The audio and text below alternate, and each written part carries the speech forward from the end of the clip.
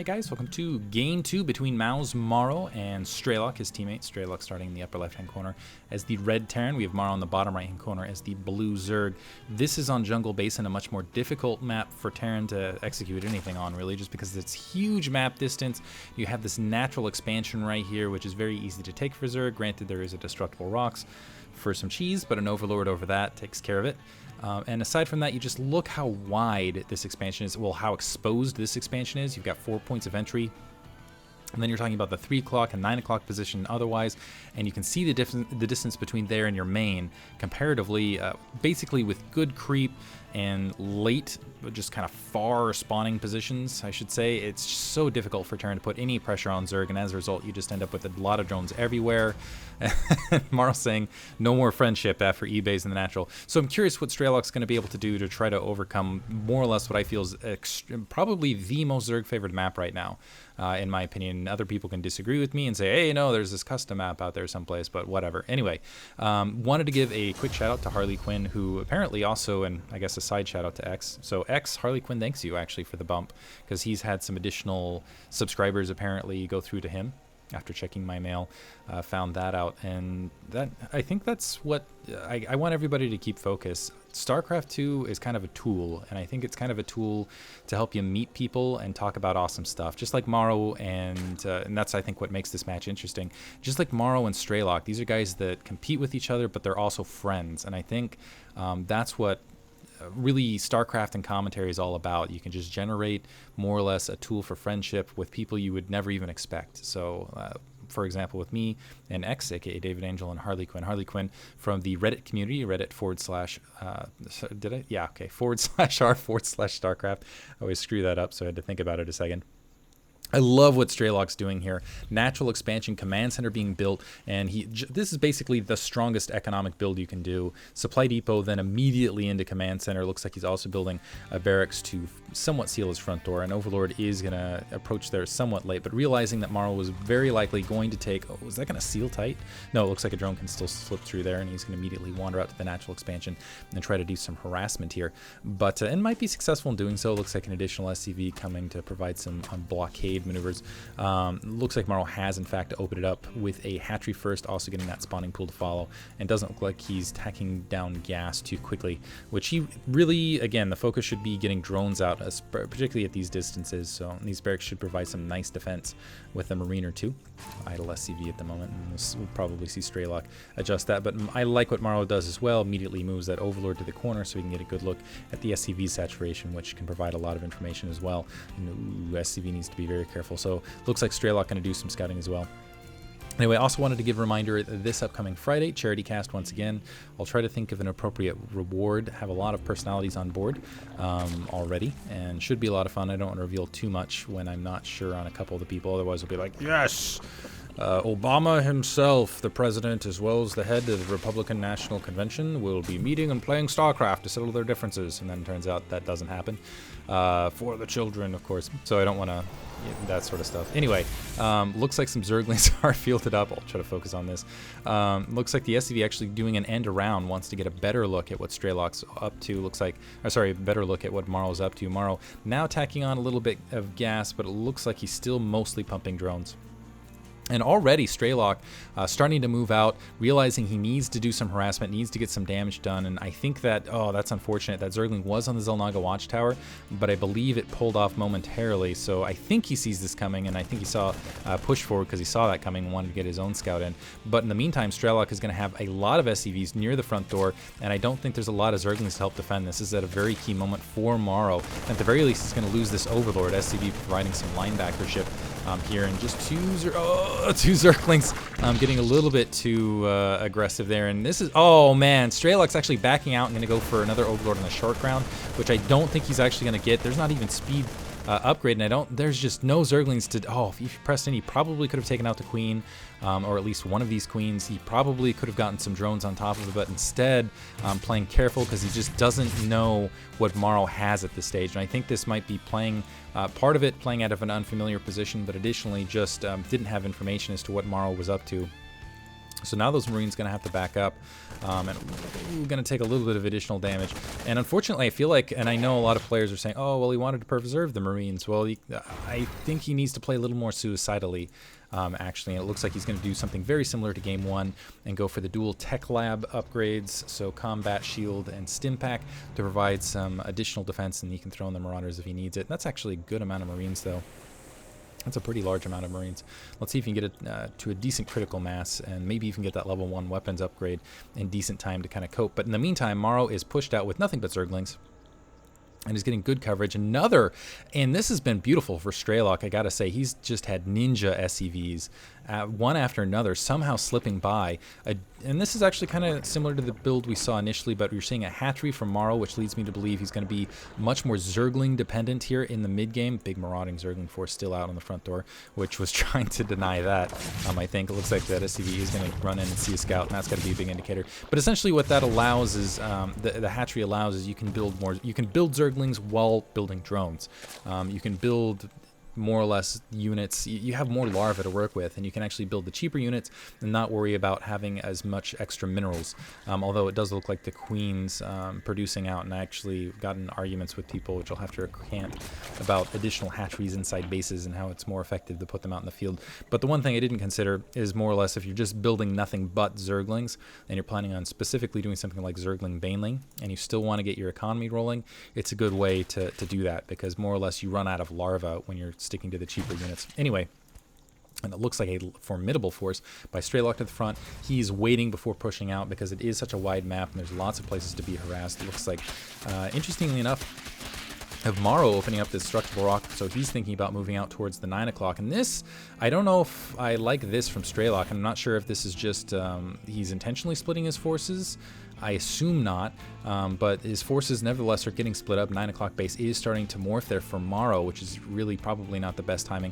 I expect Medivacs to join this attack force in not too long. So now these Marines along the corner, even though they are now Combat Shield upgraded, being attacked, more attack from the front door, and these Zerglings are more effective than they would have been otherwise because this army was not in fact balled up. So I guess Strelok just feeling he had dominant force and being a little too aggressive, crawling up on creep here against a very large Zergling army. And again, oh man, that's again the advantage of having all those larvae out. Strelok not in the position he wanted to be in, going to lose his entire army to the front door. Level 1 weapons still coming, but this is, oh, that's devastating. He cannot continue to lose attacks like that. And granted, this is the beauty of this from Morrow's perspective, is yes, he lost a lot of Zerglings, and usually that will force a lot more Zerglings instead of drones, but because he's rolling at a pretty solid economy, you can see he's just got plenty of minerals, and because he has this additional hatchery that he can spring out of, he can continue to just pump drones, and he is pumping drones like mad. 20 drones here. Wow.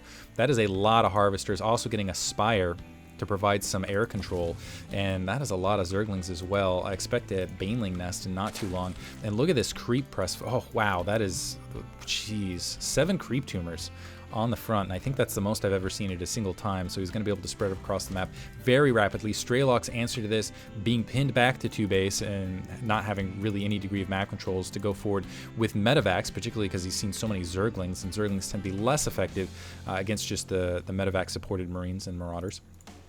A little bit of lag, looks like it's supporting up, but that is a lot of Zerglings still, and it looks like they have level 1 carapace and level 1 weapons, which is definitely going to help. So the Zergling, very nice choice of position there by Strelok, unloading his troops on the low ground, but because of those weapons upgrades and because the Marines are not upgraded, the Zerglings are still effective against the Marines on the low ground. And again, if you saw equivalent upgrades, this would not be the case, but it looks like Strelok's weapons 1 just finishing, unfortunately, and still going to win out. So he's still, and again, beautiful positioning, but there's more Zerglings to follow this up, and he needs to scoop those guys up. He does scoop them up to pull out now centrifugal hooks, upgraded in Banelings as well, which is going to push that attack. But Strelok not missing a beat. He's going to go with some more Medivacs and start pushing out in the field. And this, he's got to slow Morrow down somehow. He needs to stop the flood of drones that are being fielded. He needs to somehow gain some map control. Medivacs on both sides of the map, so it's going to be a 2-pronged attack.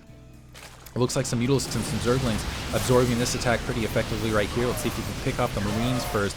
That's pretty easily being cleaned up, but it looks like another attack of Queen going to get taken out at the very least. Some Spine Crawlers trying to be... Oh, man! Oh, that was a landmine.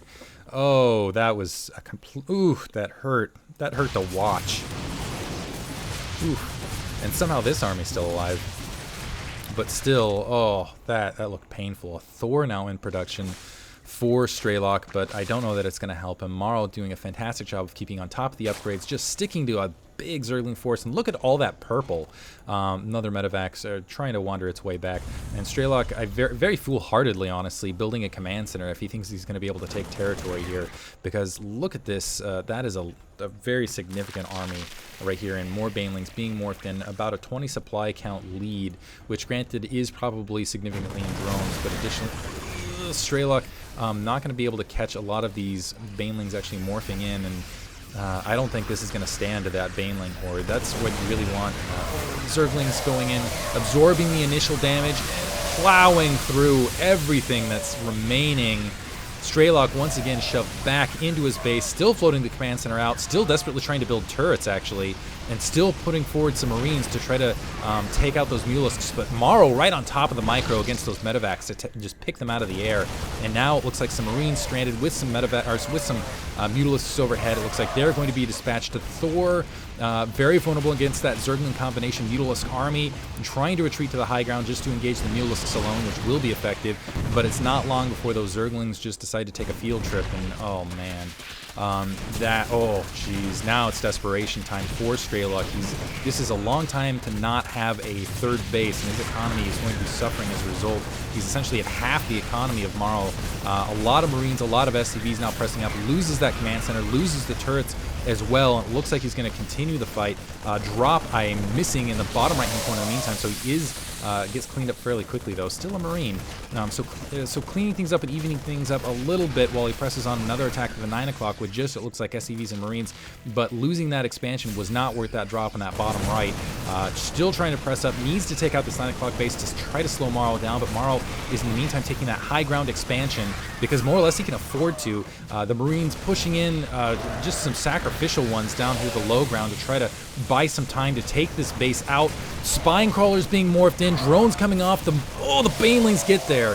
Oh, jeez, just blowing everything up. The last few units being scooped out, dropped low ground. Strelok doing whatever he can to try to keep his units in this, but they're just getting picked off as soon as they're exposed. Still, some more units gathered at the high ground, but this is not looking good for him. Another drop actually another, just that single Marine still alive, that bottom right. Another drop at the natural expansion. And I think I might have missed another drop in between. Another attack happening at, wow, Strelok everywhere. You can just feel the desperation in these attacks. He's just trying to get it done wherever he can. Still trying to just desperately stay in this, but the problem for him is if he doesn't actually take out hatcheries, it doesn't matter. He's not going to be able to hold map. He's not going to be able to go out and get some additional harvesters.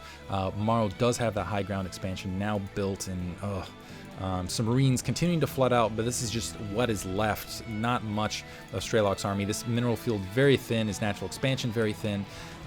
Still a couple Marines, a couple tanks. He's trying to lick his wounds, get up to the high ground, and pray that he can hold this, but I just don't see that there's any method that he's going to be able to cope with just the overwhelming numbers that Morrow is fielding right now. And you can just take a look at just the pure units. Army, it's almost, again, 30, 40 supply up. Strelok going in for an attack along the low ground, getting caught. Oh, out of position. Just had a comp set, I think, at the wrong moment.